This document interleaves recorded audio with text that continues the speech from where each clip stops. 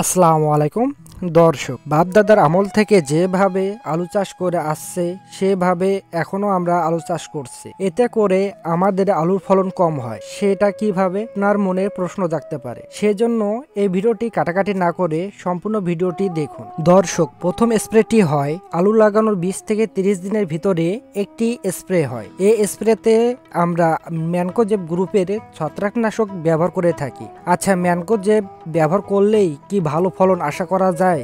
এটা কি সম্ভব? এই প্রশ্নটি শুধুমাত্র আপনার জন্য রইল।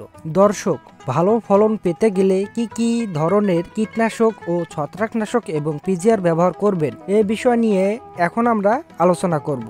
দর্শক, প্রথমে বলি, যারা মাটিতে পিজিআর বা গ্রোথ হরমোন ব্যবহার করেননি তারা আলু চারা বের হওয়ার পর প্রথম স্প্রেটি মিশ্রিত সার ও একটি গ্রোথ হরমোন ব্যবহার করবেন। এই স্প্রে কোন জমিতে দিবেন?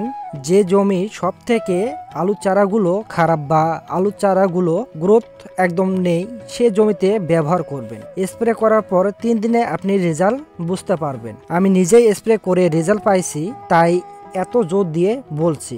আপনি যে কোনো কোম্পানির ব্যবহার করতে পারেন, যেমন ন্যাশনাল এগ্রিকেয়ারের আছে আমেরিকান এনপিকেএস।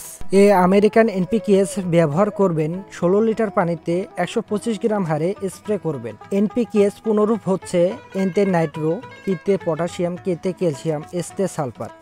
এই 4 উপাদান মিলে একটি প্যাকেট।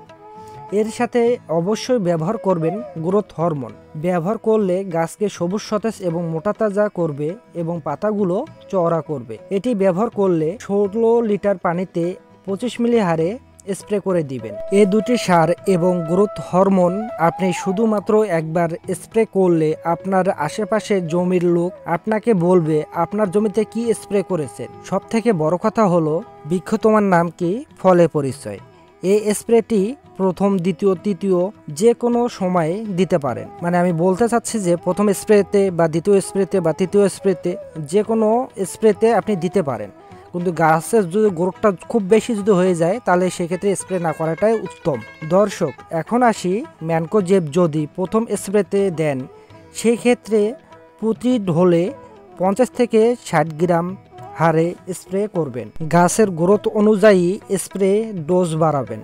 ম্যানকোজেব আপনি ব্যবহার করলে ভালো মানের কোম্পানির ব্যবহার করবেন, তাহলে আলুতে দ্রুত পচন আক্রমণ করতে পারবে না। সেক্ষেত্রে ব্যবহার করবেন ইন্ডোফিল বা নেকজেব অথবা ম্যানসার অথবা ডাইথেন ব্যবহার করতে পারেন।